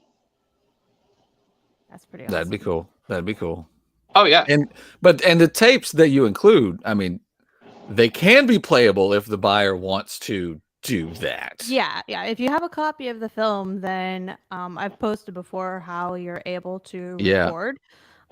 So it's definitely possible if you have a VHS player to record whatever it is that you want to onto the tape. So if you have the DVD or you own the Blu-ray, right? And you're able to transfer that footage over, then yes, because you can make it legit. Yes. What are VHS players running now? I know for a while there they were like $200 and something again. Are they still that, or are they back down? Oh, it varies. It depends on what you actually purchase, but you can find good deals on eBay if you look hard enough. The only thing is, I have seen on Amazon that there are companies in China now that are selling VHS players. Cool. Like VCRs, not VHS players. VCRs. We knew what you meant. What they are. Yeah. Yeah. They're selling VCRs, and if you look at the reviews, everyone's like, "This ate my tape." So beware. Oh, no. Do not purchase those. I'm excited to see that. In other words, Amazon ignore China. Yeah. Amazon wants to have them on there. Like, China wants to be part of this VCR and VHS craze, but the VCRs are not good. No, if I were to pick a country to do that, I'd pick Japan, because they actually are good with their electronics. Yep. If some of these companies were able to manufacture VCR again, like the ones that... What are used tapes going for these days? I don't even look at them. So is it something people are highly seeking out now, or is it... Surprisingly, yes. Yeah. From what I've seen. Yeah, they're seeking out, yeah. I've actually gone to yard sales where there are people who are selling their VHS, blank VHS, and they're like, "Hey, this is how much I want to sell it for," and it's a pretty high amount, and they're like, "I can get you more," and they want to sell it to you for $15 a piece, and it's like, $15 like $20 a player, yeah. It's like, no thanks. Yeah, right. I don't want to spend $15 for a blank one. Now, besides physical media, 80s. Oh yeah, right. Besides physical media, what else do you have in your collection? I see an old typewriter behind you. That's why I'm bringing that up. Do you have other things that you like to collect, or is that typewriter just special on its own? Well, the typewriter is special. It actually came from somebody that used to live where I'm renting right now. It's passed away, so it was his. Oh, wow. And it was passed on to him. So it has sentimental value, but I do collect other things. I like collecting like themed handbags. So there's like Loungefly and all these other brands out there that create choosing handbags. And especially Sailor Moon handbags. That's an obsession. Little figures, like Sanrio figures, collect that. And then I have other things that I like to collect. Like I have an old Polaroid that I've collected. Oh wow, yeah. So little like games and stuff from the 90s, and toys from the 90s and 80s, collectibles like Star Wars toys, Star Trek toys, especially the Star Trek toys. No offense to Star Wars. A little bit of a preference to Star Trek versus Star Wars. Favorite Star Trek series? Go. Next Generation. It's always Next Generation. Yeah. It's always Next Generation. And then Voyager is second. And then original series is third. Deep Space Nine's better than Voyager. I did like Deep Space Nine. I'll be honest. Yeah. Deep Space Nine is really, really good. It is good. Voyager's pretty good. I like Janeway. She's awesome. And she's a female captain, so I'm a little bit biased. Right. They always thought she was annoying, not because she's a female. I just thought she could have been a little bit better for a female. She got annoying, like because they would always cut to her, like the episode would start of her in her ready room, like be drinking tea and like reading a book, like she, in her when her holodeck thing, that she was like Da Vinci's protege. It was annoying. It was like, come on, The show got much better when 7 and 9 came on, and they give her like because 7 and 9 like pushed back against her a lot. Yeah. So it caused friction, and it made the characters more dynamic, both of them. But before that, she was kind of annoying. But after that, it was better.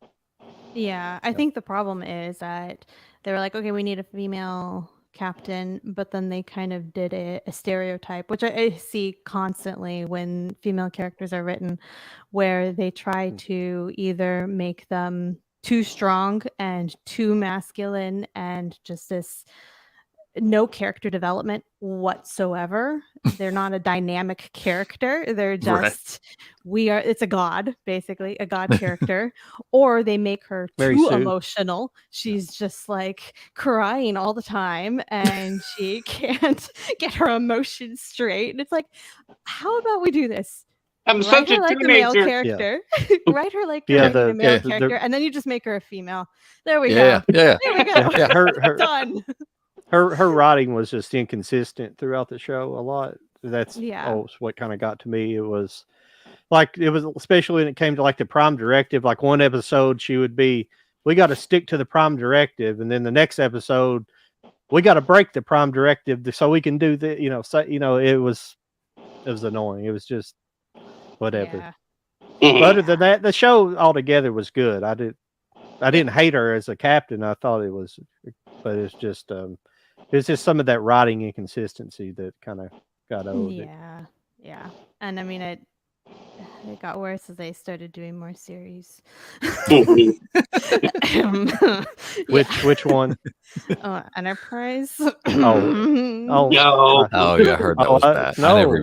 No, it's good. Oh, John says it's good. No, Enterprise is good. John likes it. Oh, it's done by the same people who did all those other series. So it's all this new crap. That's what's bad.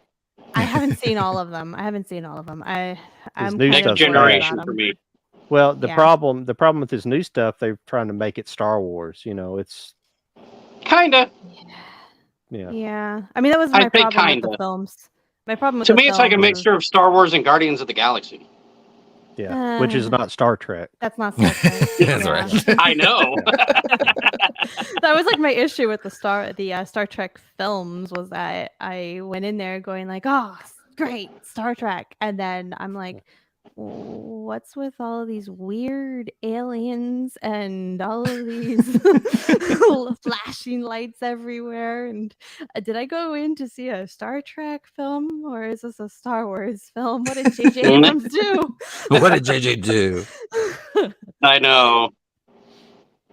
Yeah. Like, the reason why I like Next Generation was mainly because of Patrick Stewart. No joke. Yeah. Oh, yeah. Yeah. I have still not watched Picard. I own it. Same here. I have not watched it.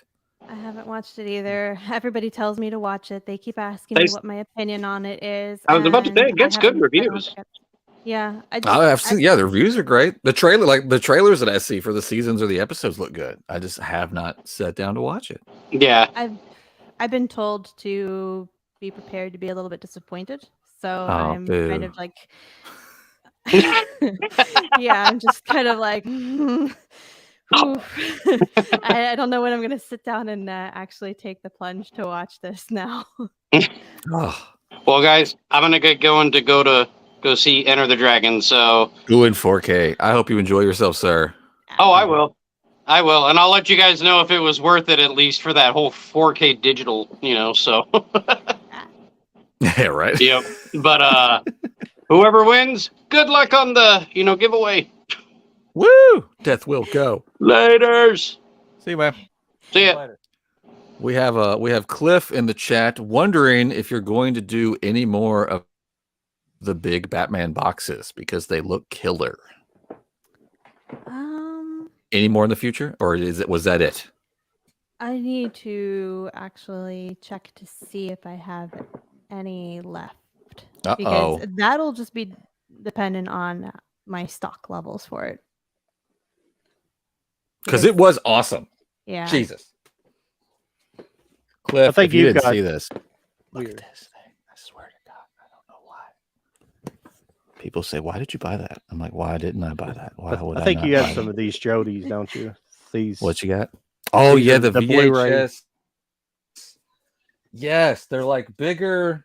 Yeah, they're not. They're bigger than a VHS. Yeah, but you open them up, they got Blu-rays, and they got I got a nice stack of them. They did them for Stranger Things too, which I really love. But well, they did the first two. They stopped after two. But yeah, those are cool. Those are super cool. What's the bigger box that you're doing, or that you did some of? I think you redid the Batman in like a bigger. Was that like almost like a Disney size?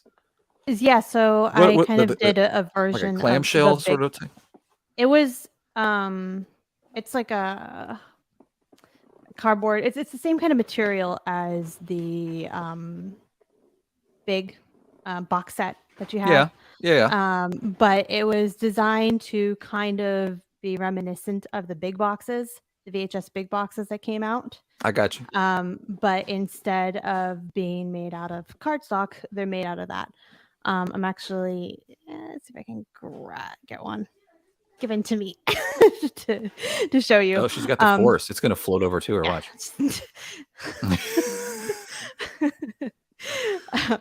But it has the same kind of inside plastic that holds the VHS, and then the back design was designed to look a bit like the old big box sets as well. Actually, I have it here. Okay. So it looks like this. Yes. That thing's crazy. But it opens with like a magnetic flap. Right. And then designed to look like the big boxes. That's cool. With the your entire collection is falling in the background. Yeah. So yeah, plastic on the inside to hold it. That's cool. Oh, and they even get your logo there. Yeah. Oh, that's nice. I like that. I like that. And then the back design. Well, I don't have like the actual big box that I designed it off of, but some of the designs look like this. Other ones, like the MGM, looked like this in the back. So the original big boxes were more like this. There was no magnetic clasp, but they opened like this. So I kind of designed them to be similar to that. That's cool. Very cool. Yeah. Was there ever any I like that. That's awesome. Did you ever try to recreate the old like cushy Disney VHS clamshells? Was that ever a desire, or did you even try and just stop and be like, that's gross? Yeah. No, I never really tried to. Okay. We were thinking of the same thing at the same time, like, Jody. Yeah. I was thinking as soon as I started seeing that, I was like, how hard is that going to be if you try to do that? Yeah, I mean, it's not actually going to be that difficult since I kind of know where I could get it made. It's just that I don't really have the desire to, because it's not as fun to just make a slip that you stick into a plastic case. It's the same reason why I haven't really done it for the Blu-rays, the 4Ks, just because I could, because I know there's a demand for it, but it's just not as fun as actually trying to come up with designs for the VHS, putting a VHS together, the sleeves, or designing new concepts for VHS. Which I do have some ideas for concepts that have never been done. But again, it's a finance issue. Oh yeah, right. These have never been created before. And so I've reached out to manufacturers who are like, I can do what you're talking about for a DVD. And I'm like, no, I don't want it for a DVD. Let me hang on. I'm going to show you something real quick if I can remember where I put it. Where are you? There you are. Nope, that's not it. Where's it at? And we're waiting on me to figure this out. Where's my movie?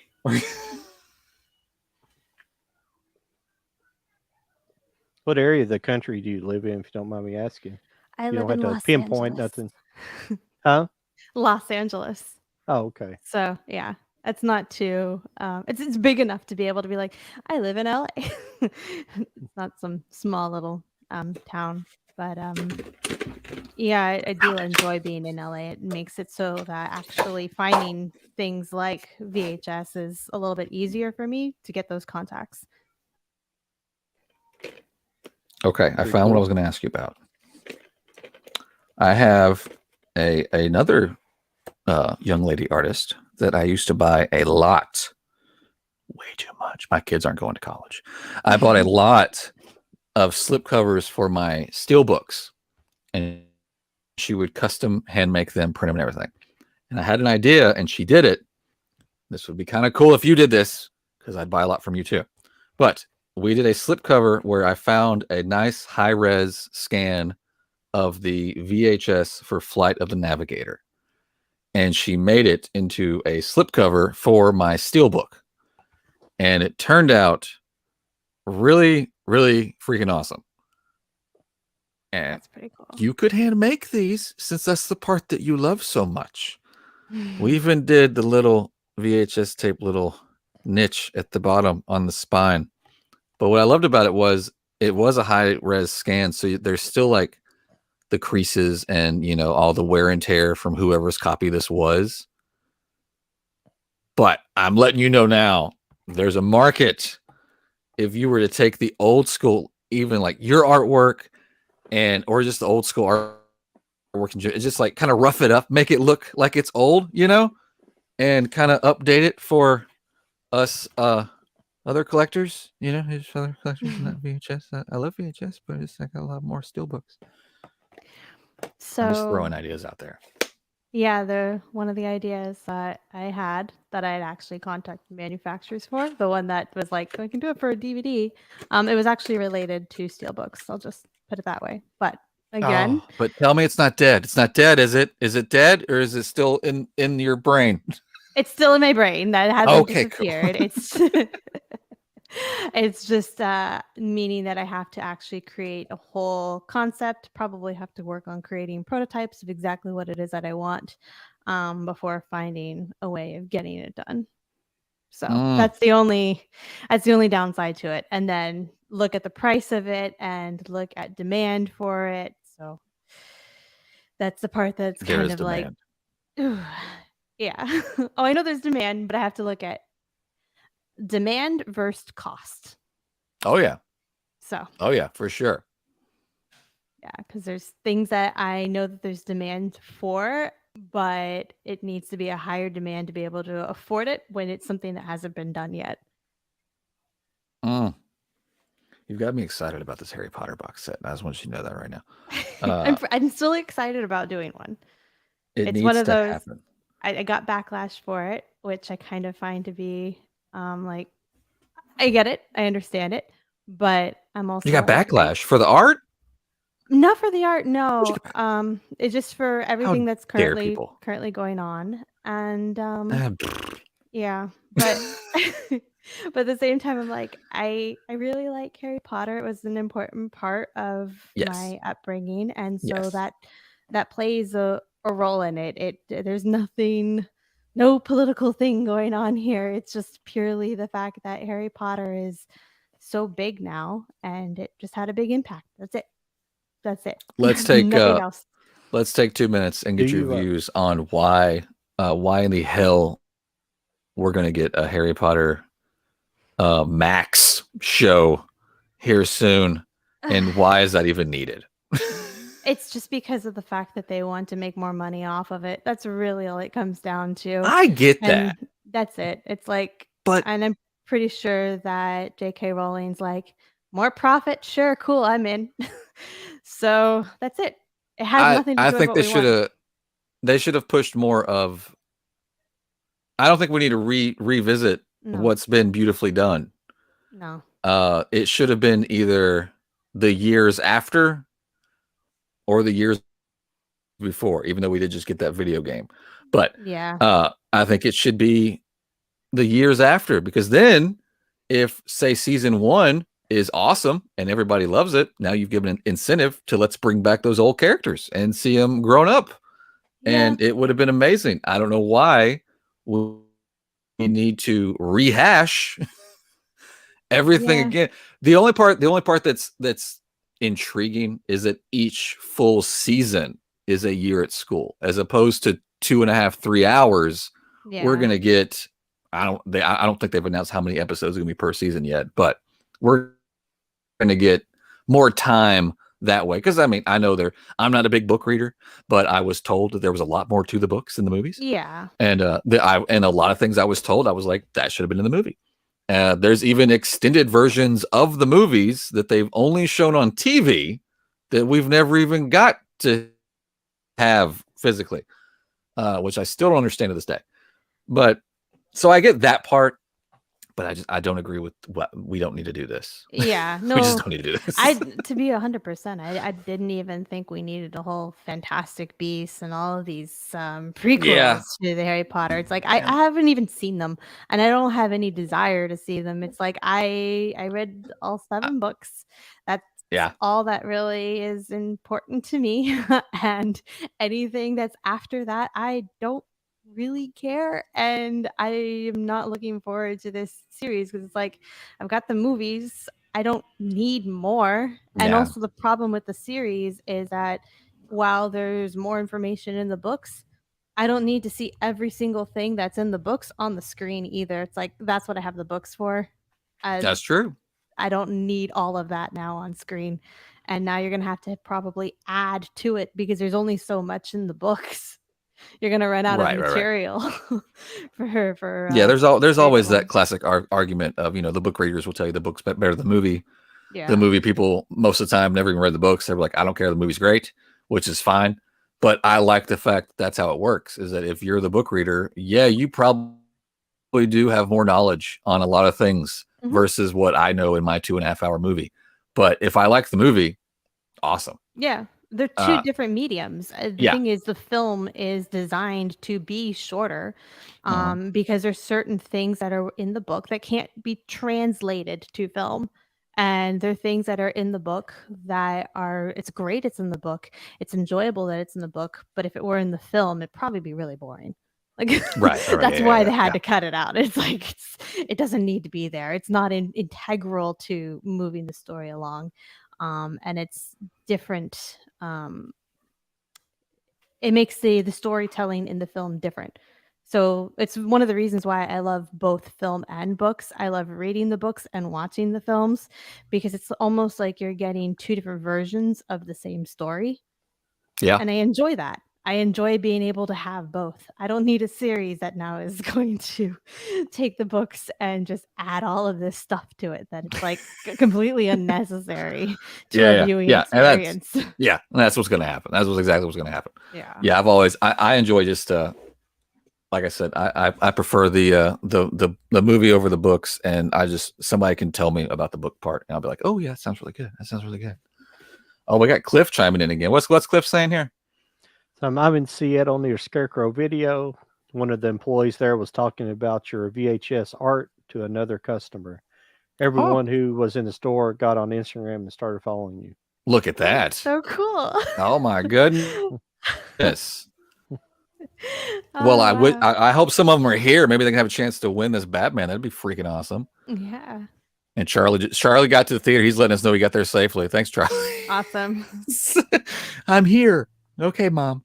But I do like knowing that people arrived places safely. I was on a podcast while back where one of the members, nobody was able to get in contact with him, and I was actually freaking out the whole time. No. Is he okay? Why is nobody leaving? So everybody's so calm right now. Yeah. That's cool. That's cool. What's can you give us some hints or some insight of some future releases that you're working on that you would care to share? So I've been asked before about that. And it's always difficult because I normally get inspired when I watch things on Shudder, or I'm kind of just looking for new horror films to watch. And then I'm suddenly like, I wanna do that film. And then other times I'm just kind of like playing around, and then an idea comes to mind. Like this is what happened with 13 Going on 30, for example. I was just like, I want to do a parody horror rom-com. Like I want to do some parodies. So it's hard to be like, this is what's coming up. It's more of I work on something and then decide to just release it and just show it on Instagram. So that's cool. Yeah. And that usually happens within like a week's time, where just whatever I'm thinking about at that time. Did you just start cosplaying here recently, or? I've always loved I've always loved cosplaying. I'm not like the best cosplayer. I don't do it professionally, but ever since I was young, costumes have just been the thing that I gravitate towards, which is probably why I'm a theater major. I focused on the playwriting and screenwriting, but I also played around with the costume design as well. So yeah, I've been doing cosplaying for a while. It's cool when it works out with what you're advertising on Instagram. I always think that's really like that. I think the Clockwork Orange is probably one of your more popular ones that you did. Yeah. But it's always cool to see. I'm like, hell yeah, that's awesome. Yeah, which I actually got criticism for that one too. Oh my god! It's like this Clockwork Orange is about a villain. That's a villain. Like nobody's saying that we really like him. It's like I don't think half these people have seen the movie. They just read some cliff notes somewhere. Like, oh, that sounds awful. Yeah, it's like go watch the movie. Yeah, he's a terrible character. He's horrible. Nobody's condoning anything he does. That's the whole point of the film. That's the whole point of the cosplay. You could save a basket of drowning puppies, and somebody would be bitching about it. Yeah, they'll be like, you saved these drowning puppies, but what about the fish that got killed by the basket when you lifted it up? Oh, yeah. No. I killed a fish. I'm sorry. Well, it's going. Jaws famously removed a bunch from the book for a better story. I have heard that. I'm sorry, I missed that one a minute ago. No, you're good. What's the one below that? Have you gotten to speak to who? Sorry, Mike Flanagan. Mike Flanagan. It's been a while. It's been a while since I've spoken to him, but I have in the past. Cool. And we have. I love cosplay also. Ugh, I got tongue tied. I love cosplay also. I don't do it professionally either, but I've cosplayed a lot too, including The Crow, but both first movie and series version. Nice. Yeah. Nice. It's definitely something that I love doing. I mean, I have Disney costumes, and then I want to build out my Padme costume selection, because especially in there's a lot. Yeah, there's so many costumes and they're all so beautiful that I'm just like, I want these. I'm not like a huge prequel fan, but right. I love her costuming. Check out John. Anna, how many people we got on the girl? I don't know if you've ever seen her before. Yes, I have seen her. Yeah, and I know she does a lot of cosplaying too. I've looked at her cosplays before.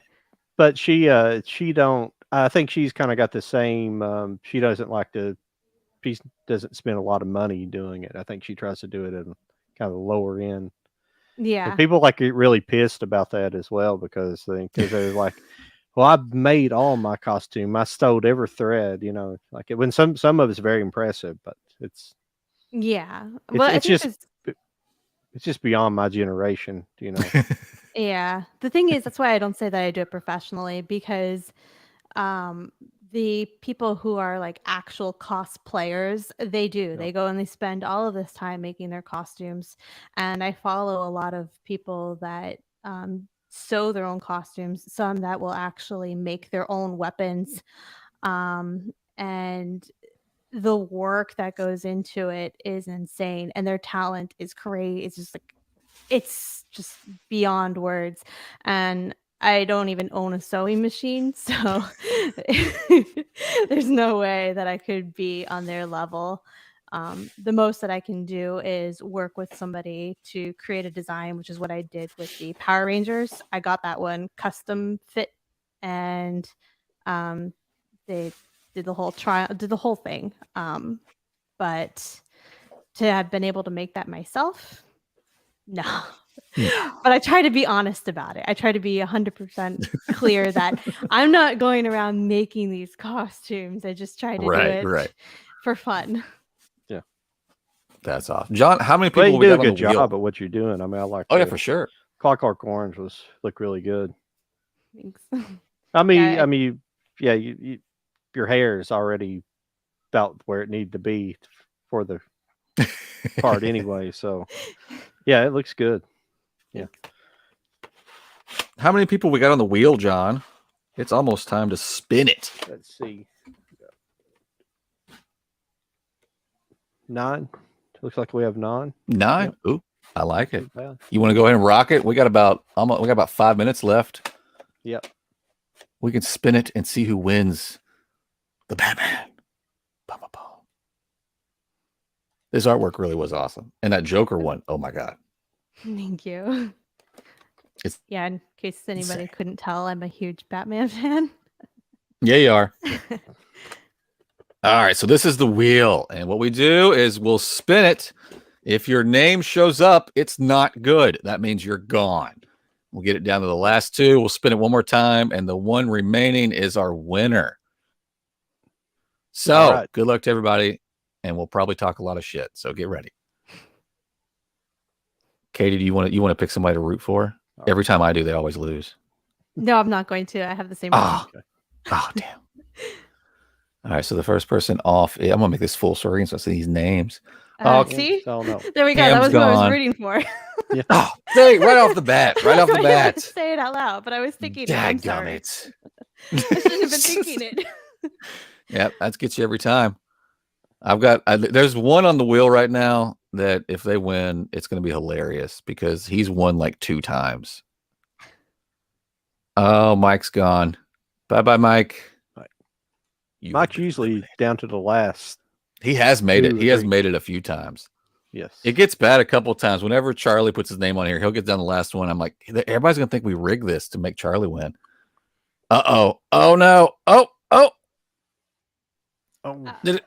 There goes Cliff. Yeah, that was a close one, Cliff. Oh. Yeah, I think I'm thinking of the same one, Jody. You think about the same one? Yeah, there's one guy on this wheel. I'm not going to say his name. I'm not going to jinx him. But he's won at least 2 times. And every time he wins, he's like, I never win anything. I was like, well, you did it again, man. No bad movie. Oh, it's a bad night for you. I'm sorry. You're gone. Final 4. Here we go. We need some music. We got to get some music going. We'll probably get flagged, though. Oh, no. Dream Prophet. Bye. We're down to 3. The person I'm thinking of is still on here. I'm not going to say your name, though. Oh, no. Oh, no. Oh, it's so close. Please stop. Please stop. Please stop me. All right, final 2. Here we go. Let's see if the person that's already won 2 other times at least wins again. Oh, my God. They have. That's crazy. All right, so Angel wins again. Hey, if you're still here, man, congratulations. Whoops. Holy crap. Yeah, I'm sorry I messed up your name on there. I didn't pay That's all right. You're going to get this VHS The Batman of Katie Video's beautiful artwork. I already know your address because this has happened before. So this is going to be great. And I am going to include a beautiful Malco protector. Katie, do you offer protectors? Do now. Oh, you do now? Listen, didn't know that. Sorry about that. But this one comes in a Malco. Yeah, I think when I got mine, you were not offering those yet. No. And so I was super excited because I could buy a lot of stuff from Malco. So the fact that he had these, I ordered like a 5-pack because I was like, well, I'm obviously going to get more of these. So I need to have these protected. But do you do them like if you buy something, you're going to get it in a protector, or is it a separate purchase? I do it now with the protector. Awesome. Yeah. Awesome. Well, that's awesome. Let's wrap this up by you telling us and everybody else where to find you, what's coming up on the podcast if you want to do that, and give us all your details, all your fun stuff. All right. Well, you can find me at Kadi Video on Instagram as well as on TikTok. And it's also kadivideo.com is the store. And then it's Kadi Video Podcast on Spotify. And we'll see who the next guest is going to be. I have to figure that one out still. But yeah, definitely follow me. I'd love to also get to know all of you. So if you're not following, go follow and leave a comment so I can get to know you. Yeah, that's all. That's awesome. I meant to ask, is the podcast kind of like a weekly, monthly, whenever you have a guest sort of thing? Is there like a schedule? So there used to be a schedule. It's gotten a little bit slower as I've had more and more things going on in my life.